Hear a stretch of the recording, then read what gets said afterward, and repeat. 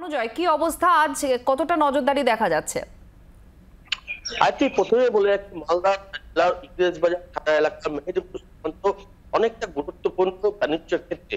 মূলত এই সীমান্ততে 400টি লরি, পণ্যবাহী লরি বাংলাদেশে যায় এবং সেখান থেকে বেশ কিছু লরি ভারতবর্ষে ঢোকে, আমদানি হয়। মূলত এই ব্যবসা কিন্তু দীর্ঘদিনের ব্যবসা এবং এইখান থেকে এই পোর্ট থেকেই কিন্তু প্রতিদিন 15 থেকে 16 কোটি টাকা ট্রানজাকশন হয় ভারতীয় মুদ্রা।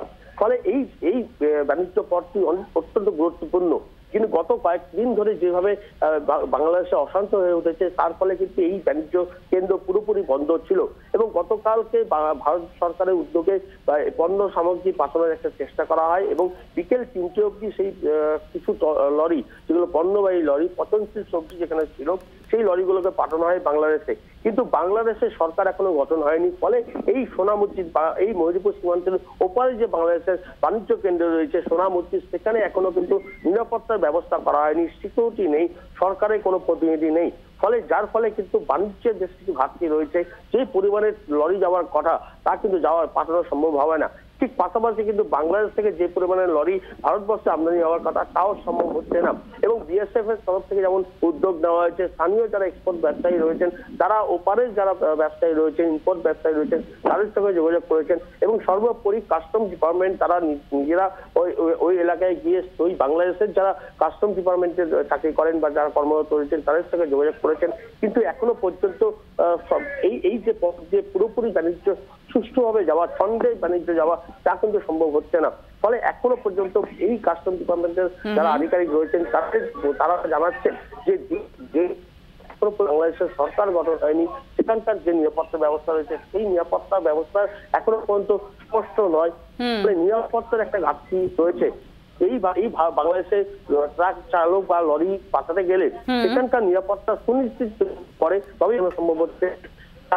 আর এখানে রণজয়, যেহেতু জঙ্গি অনুপ্রবেশের একটা আশঙ্কা করা হচ্ছে, তাই সেক্ষেত্রে নিরাপত্তার যে বন্দোবস্ত হবে সেটা একেবারে অন্য রকম হবে। আর সেই জায়গায় কিছু চোখে পড়ছে যে অন্য রকম আরো বেশি জওয়ানের সংখ্যা বাড়ানো হয়েছে, কি আরো পেট্রোলিং বাড়ছে, কি রোজকার যে পাহারা তার থেকে কি আলাদা কিছু চোখে পড়ছে? একেবারে আয়ত্তিক এই মেহেদিপুর সীমান্ত থেকে 345 কিলোমিটার দূরে রয়েছে সীতাখারা কারাগার বাংলাদেশের।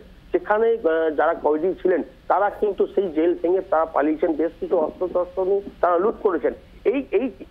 এই কারাগারে বেশ কিছু জেএমবি জঙ্গি সংগঠনের সদস্য ছিল, সক্রিয় সদস্য, যাদের গ্রেপ্তার করা হয়েছে এবং সেখানে তারা বন্দী ছিলেন, তারাও কিন্তু পালিয়েছে এবং এই পথ দিয়ে তারা ভারতবর্ষে ঢুকতে পারে এমনটা কিন্তু মনে করছেন বিএসএফ এর কর্তারা। মূলত বিএসএফ এর যে গোয়েন্দা শাখা রয়েছেন তাদের যে রিপোর্ট এসে পৌঁছেছে মালদা বিএসএফ গোয়েন্দা শাখার কাছে, তাতে কিন্তু উল্লেখ করা হয়েছে যে এই পথ দিয়ে বিএসএফ এর জঙ্গিরা কিন্তু ভারতবর্ষে ঢুকতে পারে।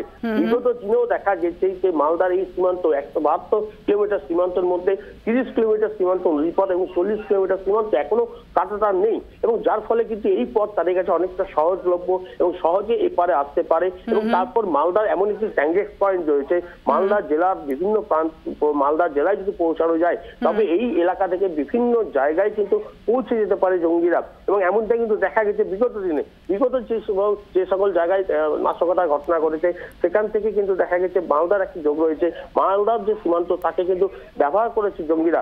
ফলে এই পথটি তাদের চেনা পথ এবং এই পথ দিয়ে জঙ্গিরা ঢুকতে পারে এমনটা কিন্তু রিপোর্টে উল্লেখ করা হয়েছে। এবং যার ফলে কিন্তু বিএসএফ যারা কর্তা রয়েছেন তারা অনেক বেশি সতর্ক হয়েছেন, অনেক নজরদারি বাড়ানো হয়েছে। রাজ্য পুলিশের যে গোয়েন্দা শাখা তাদের সাহায্য নেওয়া হচ্ছে। পাশাপাশি বিভিন্ন এলাকায় যে সীমান্তবর্তী যে গ্রাম রয়েছে সেখানকার যারা এই সোশ্যাল ওয়ার্ক বিএসএফ কর্তারা করেন এবং সেই সোশ্যাল ওয়ার্কে যারা মদত করেন তাদের সঙ্গে যোগাযোগ করা হচ্ছে যে এই এলাকায় কোনো গতিবিধি, কোনো মানুষের গতিবিধি যদি সন্দেহজনক হয় বা অপরিচিত কোনো মানুষকে দেখা যায় তবে কিন্তু বিএসএফ কর্তাদের যেন জানানো হয়, পুলিশ প্রশাসনের যারা সার্বিক স্তরে নজরদারি এবং রাজ্য পুলিশের সহায়তা নেওয়া হচ্ছে। বাংলার আওয়াজ, বাঙালির আবেগ, জি 24 ঘন্টা।